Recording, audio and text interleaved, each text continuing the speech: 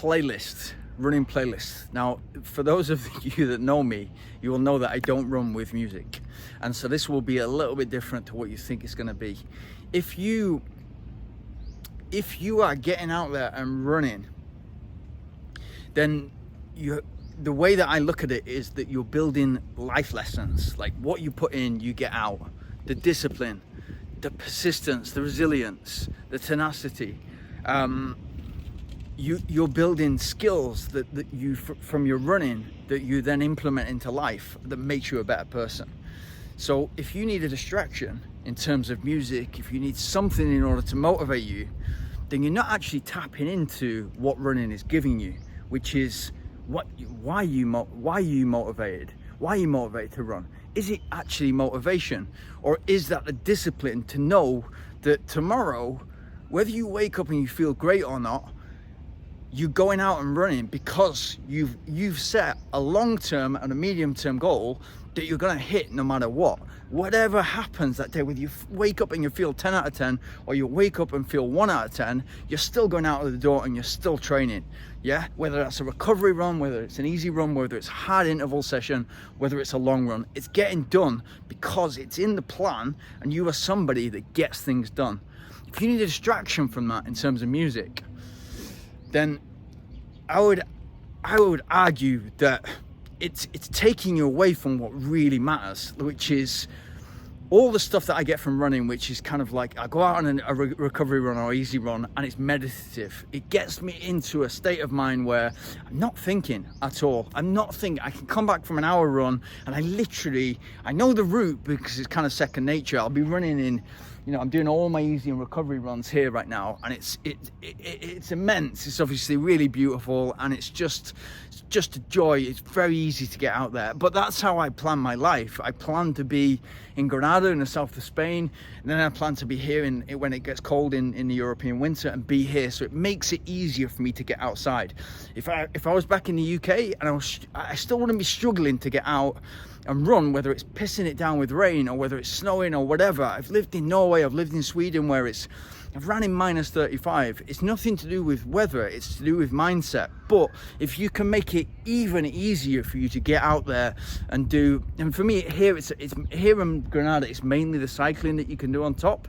And with Granada, I initially moved there because I wanted to get better at a 50k uphill race, and that's eventually what happened. And that's kind of the element of specificity within your training, that you can train amazingly. You can have great power, you can have great VO2 max, you can have great lactate threshold. Unless you're training on the actual course or the actual gradients that you're going to be running, and it's specific to what you're actually going to be competing in, you're going to fall short, especially as it gets more competitive. So is there a time and a place for music? Like, I don't know. Whenever the only time I've ever tried it, and again, you've got to look at you got to look at the safety element. If you're kind of, if you're in a nice park like this, and the worst thing that can happen is you've got music on, you don't hear somebody running behind you or cycling behind you, and you get hit by a bike, it's your fault. You've got the music in, but that's the worst that can happen. If you're out on the roads, if you're crossing roads, even if you're on a pavement, even if you're on the pavement and it's always pavement, and a car comes and you've not kind of like listened to that happening, and you would be able to kind of tell the signs if you didn't have music in, then again, it's your fault. So my argument would be that you don't need music, and I would, similar to doing most of my running recovery runs and easy runs fasted on an empty stomach, so I'm tapping into my fat as a primary fuel source rather than glycogen. I would do exactly the same if you needed to then insert running without having to listen to music as a distraction, as a motivation, as whatever it might be. And I get, I walk into gyms and it's kind of like hard house music. I don't even if the music's great, I don't even hear it. I kind of like, it's funny, I'll be doing a really hard treadmill session. It might be 2 hours with like specific sets in between it where I'll do 5k at certain paces and like really be digging deep.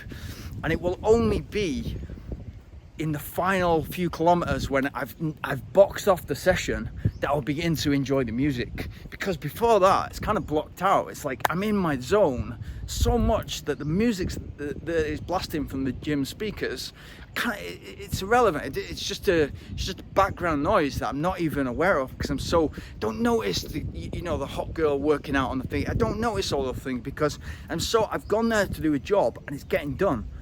So it's that element of self-control. So best playlist, absolute silence. Like, listen to your feet over the trail, like moving over the trail. Listen to the sound of you hitting midfoot ideally and pushing off with your toe on the concrete, on the tarmac.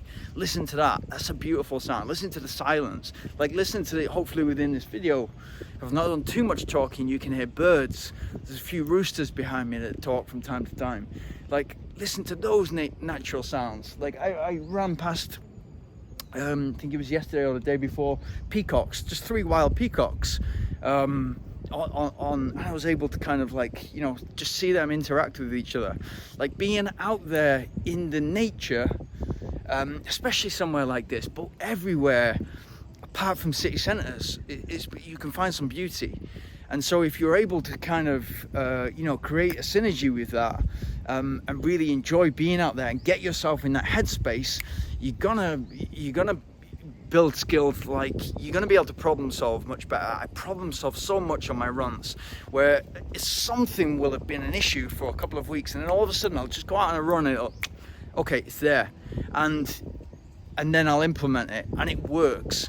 Same with creativity, and it's kind of like I'll think of ideas, I'll think of business ideas, and I'll go and implement them. Oh, that might work, and so I'll kind of implement them, and it all comes from literally being like peaceful, and just being out there on your own, without the distractions of other people, without the distractions of co-workers, without the distractions of scrolling on your phone, being on a laptop, whatever it is. Just being out there in your own thoughts, it's gonna make you more creative. It's gonna make you a better problem solver. So all these things, don't want music to interject with that, if that's the right word.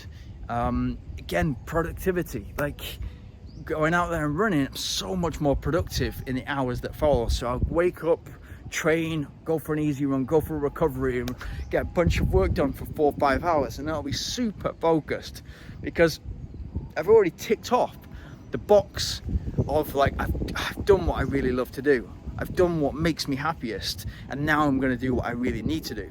And that's the same with running. Like, in order to get fit, in order to lose weight, in order to train for your marathon, this is something that needs doing. So it's getting done no matter what. And